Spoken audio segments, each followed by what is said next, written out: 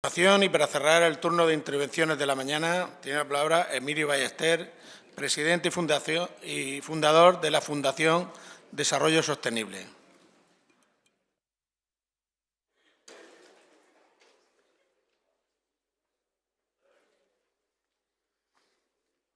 Bueno, buenos días, mejor dicho ya buenas tardes. Voy a intentar ser breve porque hemos ido alargando las intervenciones poco a poco. Y bueno, yo vengo de la Fundación Desarrollo Sostenible y realmente el encargo que tengo es hablar de energía y agua fundamentalmente. Pero me gustaría, antes de entrar en el tema de la energía, hacer una reflexión sobre algunas de las muchas cosas o de las muchas veces que se ha repetido esta mañana aquí en las alusiones al desarrollo sostenible y alguna forma muy particular de verla que creo que es importante que reflexionemos sobre ello. Cuando se habla de desarrollo sostenible se está hablando de un desarrollo integrado y global y además simultáneo entre un desarrollo social, un desarrollo económico y un desarrollo ambiental. Por poner un ejemplo, utilizar energía solar en vez de petróleo, pues supone que utilizamos una energía limpia, por lo tanto ambientalmente sostenible. Se supone que estamos utilizando mano de obra local, empresas del lugar, y por lo tanto socialmente sostenible. Y además económicamente nos produce un beneficio a todos los que lo usamos.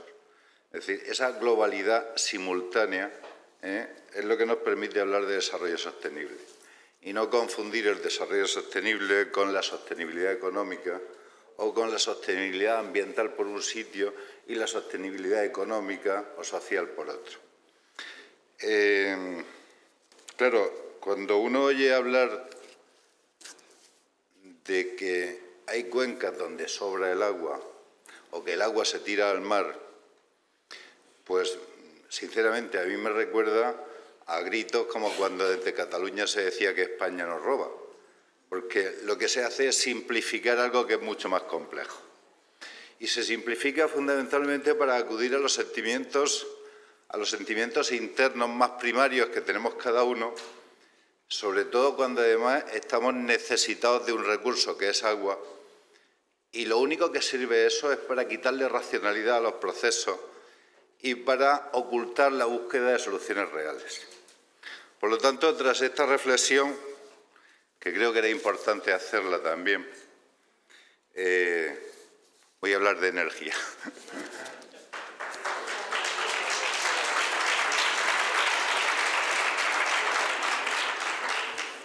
Bueno,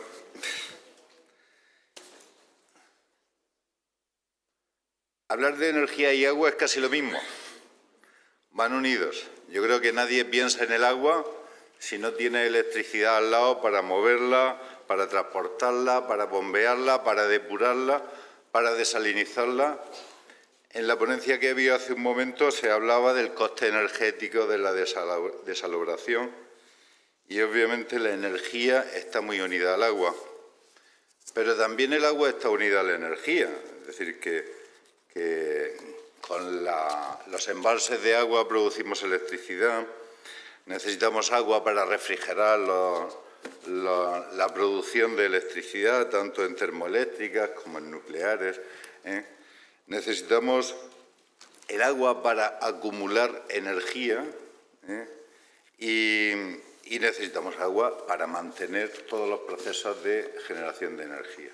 Por lo tanto, hablar de energía y de agua es un binomio inseparable. De tal forma que si por alguna razón consiguiéramos tener mucha energía renovable, la suficiente, podríamos hablar de que también tendríamos agua renovable.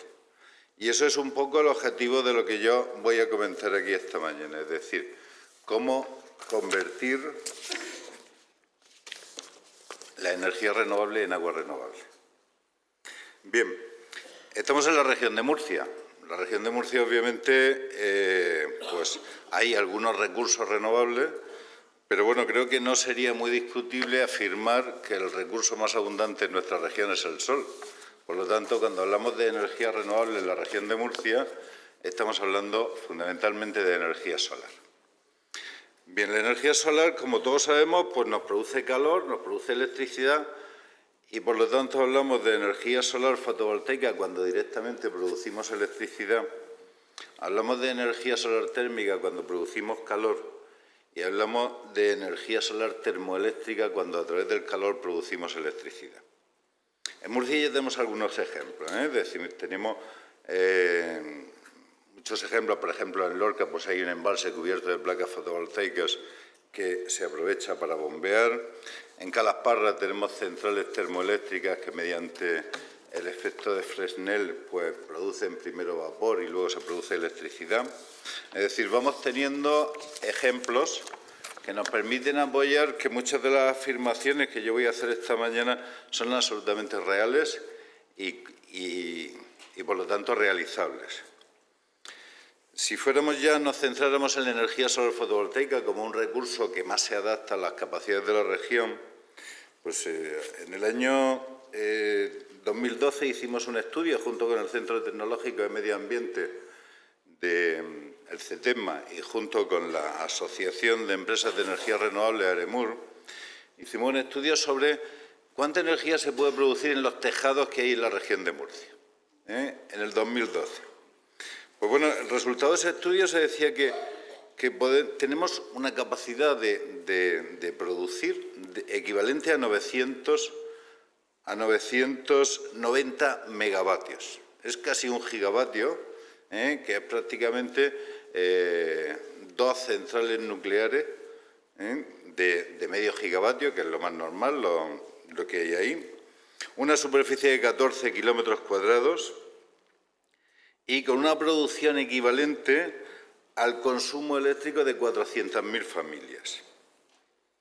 Pero si eso lo trasladáramos a producción de agua desalinizada, de acuerdo al balance energético que ahora comentaré, con la superficie de los tejados de la región de Murcia podríamos desalinizar 450 hectómetros cúbicos de agua cada año. ¿Os suena la cifra? Seguro. Bien, obviamente cuando hablamos de agua, pues estamos hablando, y creo que aquí se ha hablado mucho de desalinización esta mañana, pero también la energía la necesitamos en el bombeo, en la impulsión, en los riegos, en la depuración, en la potabilización y también en la desalubrizadora. Una palabra difícil esta, Bien. Si cogemos es decir, hace 3 años desde la Fundación Desarrollo Sostenible iniciamos una campaña, se llama Riega con el Sol. Es decir, que lo que yo voy a contar ahora lo llevamos contando desde hace 3 años. Está en la web, es una campaña nacional, no solamente de Murcia, lo mismo que todas las campañas que hacemos desde la Fundación. Y con esa campaña, pues lo único que hicimos fue rascar un poco en los costes energéticos de estos procesos, ¿no? Y cuando llegamos al tema de la desalinización, que parece que era uno de los temas estrellas hoy, pues resulta que para desalinizar 1.000 litros de agua, 1 metro cúbico, pues el coste energético es de 3 kilovatios hora. Eso hace 3 años. Y el pago que hacían las desalinizadoras en ese momento era a 7 céntimos el kilovatio hora. El coste de 1 metro cúbico de agua en la planta era de 40 céntimos, de los cuales 3 kilovatios hora, es decir, 21 céntimos, correspondían a coste energético. Bien, si cogiéramos un ejemplo, que fue lo que hicimos en ese momento, es decir, bueno, vamos a desalinizar 25 hectómetros cúbicos durante 25 años seguidos. Necesitaríamos cada año 75 millones de kilovatios hora, que suponen un gasto anual de 5.250.000 euros. Bien, para producir, lo siento, traía una presentación donde todas estas cifras se ven mucho más claras, pero contarlo es más difícil. En cualquier caso, yo quiero llevaros a una conclusión que creo que es importante.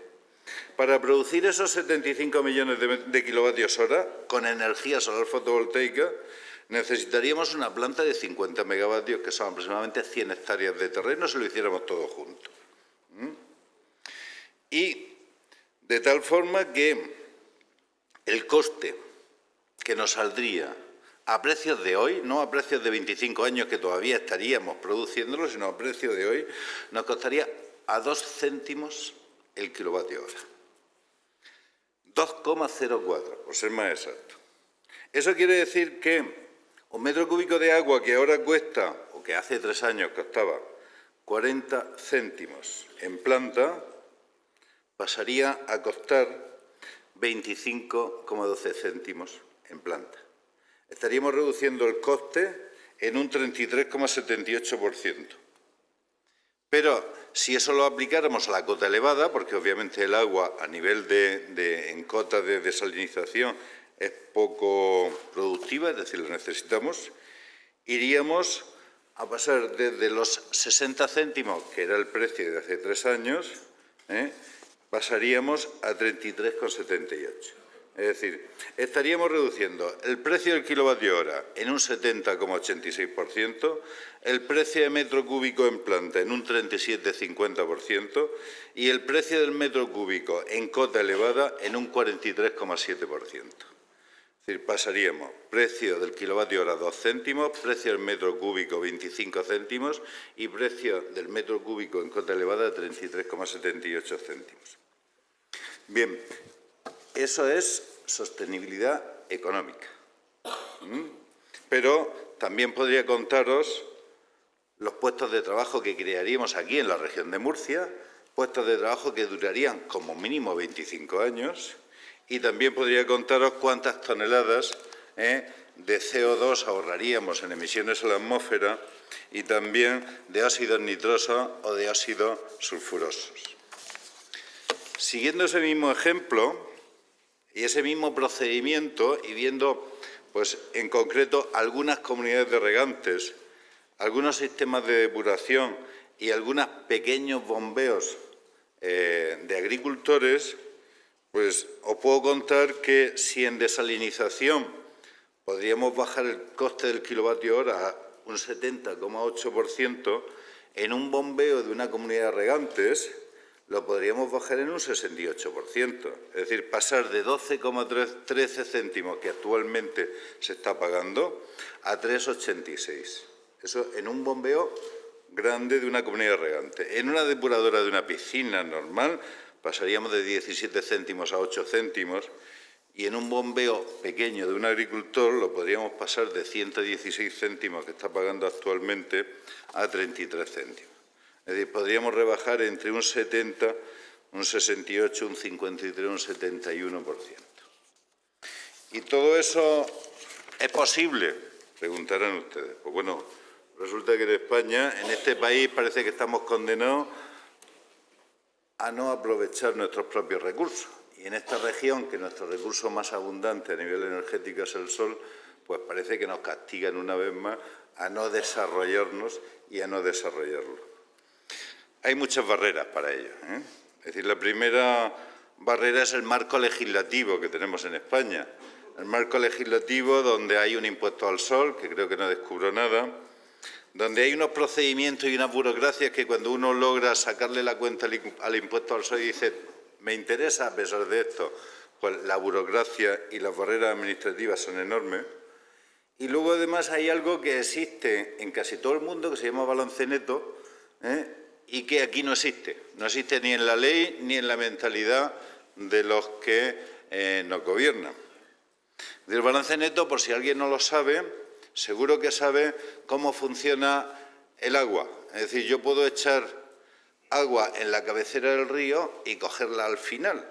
Bueno, pues imaginemos que todas las líneas eléctricas que vamos a pasar, pues son esas acequias, esos ríos, las más grandes son los ríos, las otras son las acequias, los canales de distribución, y sería que nosotros en cualquier sitio de la región podemos inyectar electricidad en esa acequia o en ese río y cogerla en otro sitio.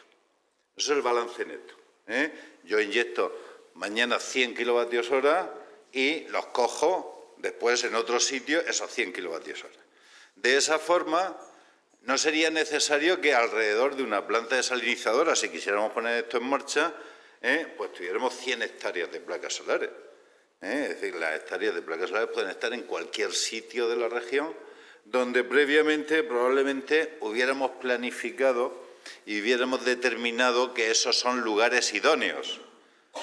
Porque tampoco se trata de ahora sustituir los terrenos que estamos usando para la agricultura y para otros usos que son beneficiosos, sustituirlos por terrenos dedicados exclusivamente. Es decir, todo eso parte de una necesaria planificación que tampoco existe. Si además añadimos que a las compañías eléctricas, en Murcia se llama Iberdrola, pues tampoco les interesa, pues obviamente las barreras que ellos nos ponen pues son mucho mayores. Obviamente también haría falta que hubiera inversión y financiación que fueran suficientes.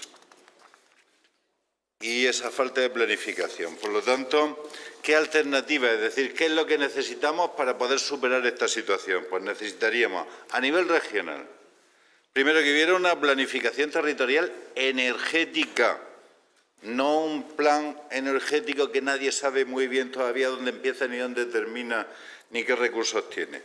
Y que tuviera determinación de criterios de zonificación y corredores energéticos.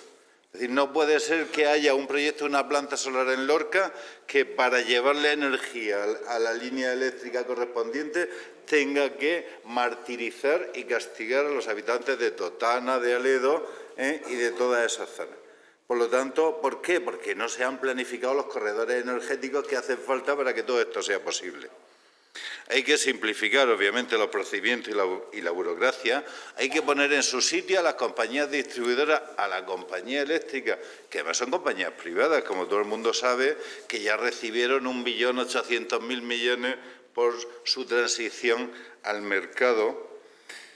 Hay que desarrollar a nivel regional el autoconsumo compartido, que ya es posible, ya el Tribunal Constitucional ha dicho que es posible, solo falta que las comunidades autónomas lo pongan en marcha y lo desarrollen, y hay que establecer un sistema de ayuda con recursos propios y no solamente lo que nos viene de la Unión Europea, porque aquí parece que en Murcia no tenemos dinero para apostar por la energía del sol, y hace falta también que haya una planificación energética a medio plazo que debería llamarse un plan de energías renovables y transición energética para la región de Murcia, por lo menos 2020-2050, teniendo miras y teniendo perspectiva.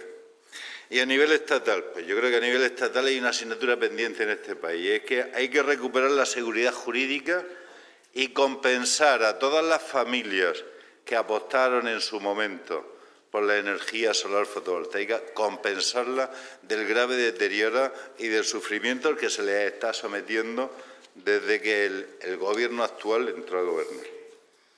La derogación del impuesto al sol y el reconocimiento del balance neto, como decíamos antes. Y obviamente pues todo eso pasa por una auditoría al sector eléctrico y que haya precisamente un planteamiento de que en España se produzca una transición hacia un nuevo modelo energético basado en energía renovable.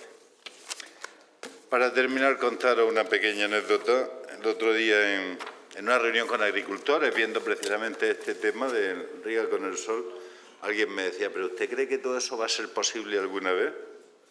Alguien contestó por mí y dijo, creo que mientras que gobierne quien no gobierna, no.